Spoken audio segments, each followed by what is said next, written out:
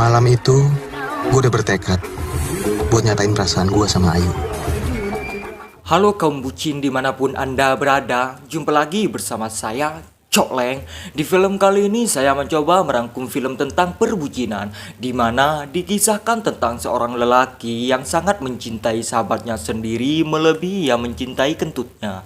Jadi, gak usah berlama-lama lagi, kita masuk ke alur cerita filmnya.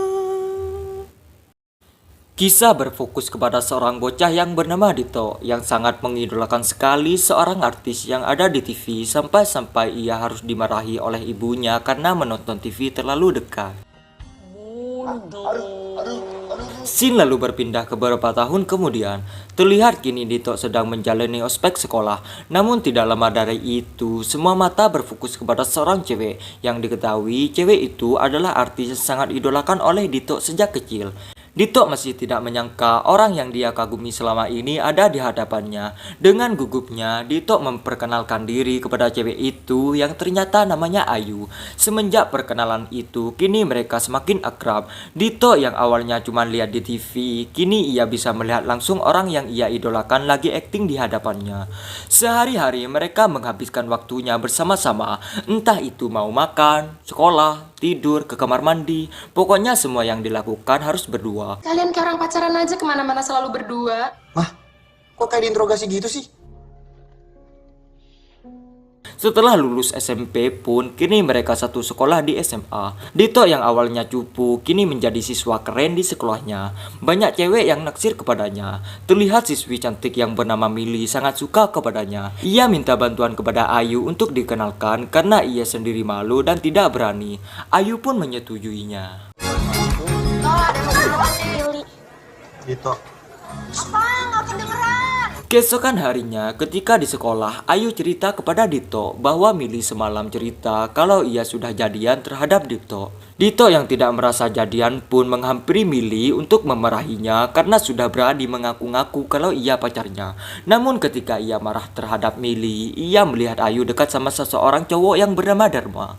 Melihat itu, Dito yang awalnya tidak mau pacaran pun terpaksa menerima cintanya Mili karena cemburu melihat Ayu dekat sama orang lain. Mendengar jawaban dari Dito, Mili pun sangat gembira karena cintanya sudah diterima. Ya udah deh. Beneran?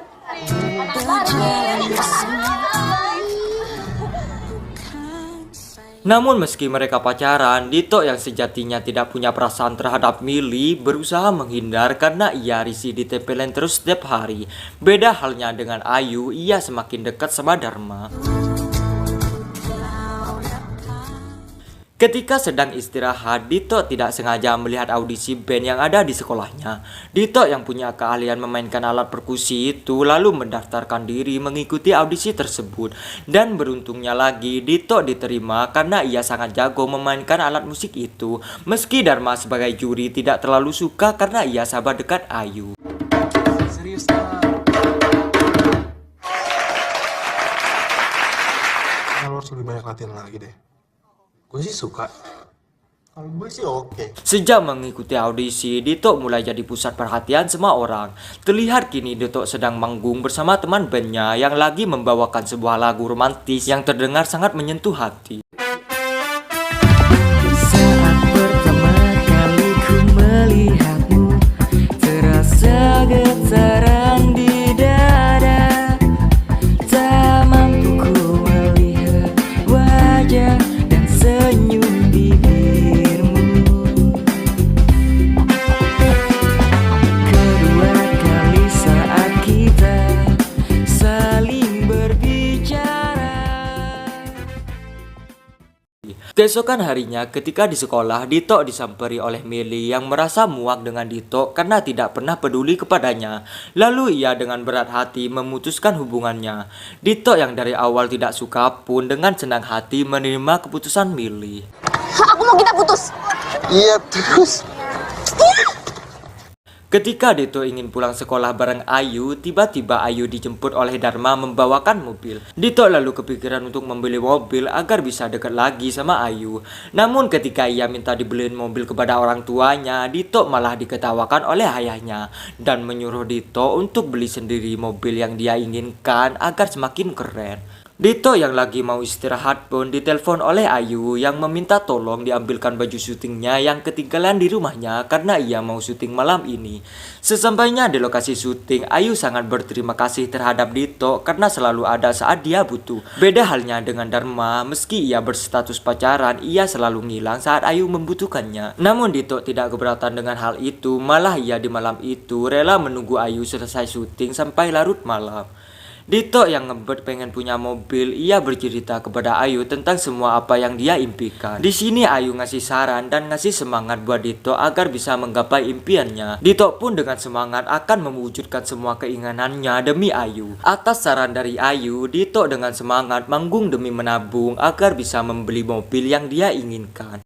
Di suatu malam terlihat kini Dito bersama Ayu sedang makan malam yang ditemani pasangan baru mereka masing-masing. Namun Dito di sini dibuat sangat risih kepada pacar barunya karena sangatlah cerewet yang membuat dia tidak betah ada di sana.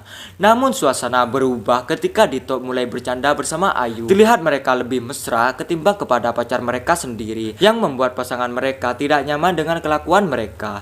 Keesokan harinya, Dito mencoba memberi nasihat kepada Ayu karena setiap Damar ketemu sama Ayu, dia selalu sibuk dengan HP-nya sampai-sampai lupa kepada pacarnya sendiri. Mendengar saran dari Dito, Ayu pun merasa demikian karena setiap ketemu, Dharma sering cuekin dia.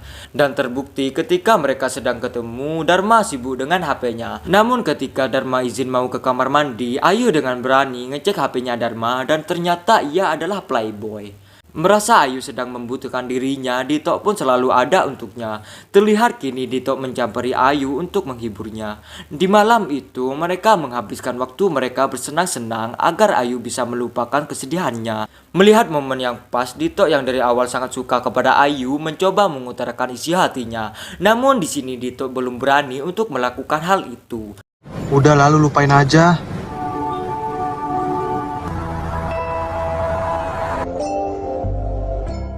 Suatu malam, Dito tampil di acara konser besar. Ayu yang mengetahui Dito sedang manggung pun melihat dari TV dan masih tidak menyangka Dito sampai sesukses itu. Keesokan harinya, ketika di sekolah, Ayu memberikan saran untuk Dito agar tetap rendah hati meski sekarang ia sudah sukses dengan karirnya. Tapi kalau masalah humble, Percussion kali, apaan sih lo, geblek deh. Tak terasa kini mereka sudah lulus SMA. Mereka merayakan kelulusan mereka dengan menghadiri pesta perpisahan sekolah. Terlihat mereka dengan semangatnya menghadiri acara tersebut. Di tengah meriahnya acara, Dito mencoba sekali lagi mengutarakan isi hatinya. Namun di sini Ayu tidak kedengaran karena musik di sana terlalu keras. Alhasil Dito harus menunda lagi keinginannya tersebut.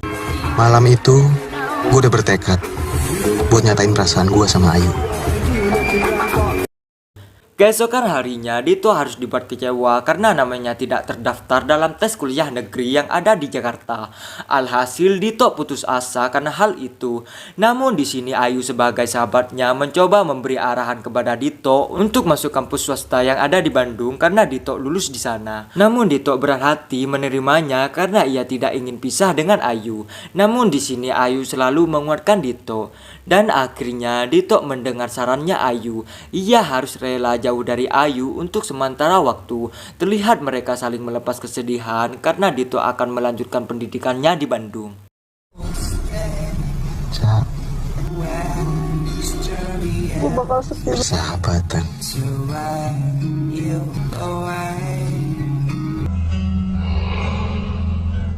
Beberapa bulan kemudian, terlihat karir Ayu sebagai artis sudah semakin sukses. Terlihat kini ia sudah mempunyai pasangan baru yang bernama Ibnu. Beda halnya dengan Dito yang masih fokus dengan pendidikannya di Bandung. Namun di suatu hari, Dito mulai ada rasa kepada mahasiswi yang bernama Dila. Terlihat ia mencoba berkenalan dengan mahasiswi tersebut.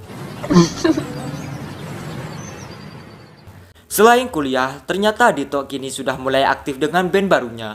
Terlihat ia sedang manggung di suatu kafe yang selalu ditemani oleh Dila yang sekarang sudah resmi menjadi pacar baru Dito. Kemana-mana mereka jalan berdua. Namun setelah menjalani hubungan beberapa lama, Dito mulai bosan dengan Dila karena ia sering membicarakan masa depan mereka nanti seperti menikah, mempunyai anak, dan mempunyai cucu. Kira-kira muka anak kita kayak gini.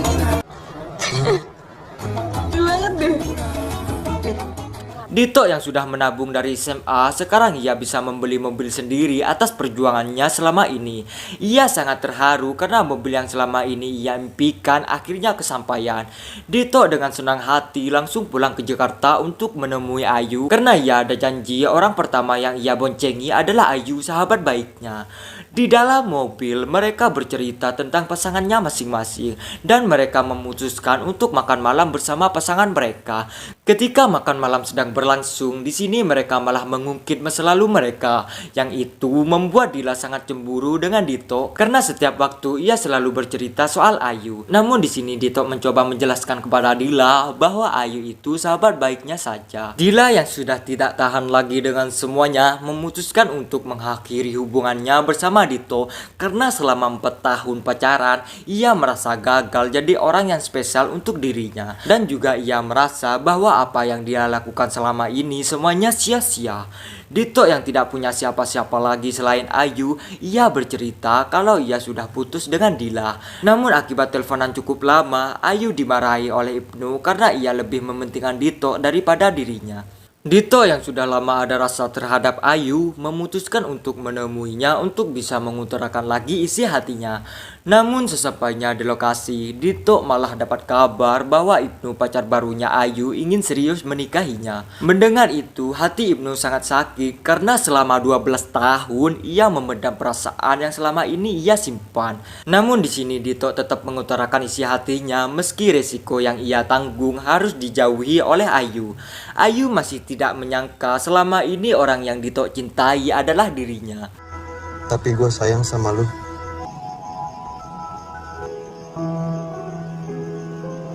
Cewek yang 12 tahun itu gue. Gue harus cabut, gue udah janji sama Rifno. Cak, Bodohnya lagi, Ayu bercerita kepada calon suaminya itu bahwa Dito sudah menembaknya. Ibnu yang mendengar curhatan Ayu seperti itu merasa sangat tidak dihargai karena setiap ia jalan bareng, Ayu selalu membicarakan hal yang sama, yaitu Dito. Karena itu juga, kini Ibnu memilih untuk tidak melanjutkan pernikahannya itu karena ia tahu orang yang selama ini Ayu cintai bukan dirinya.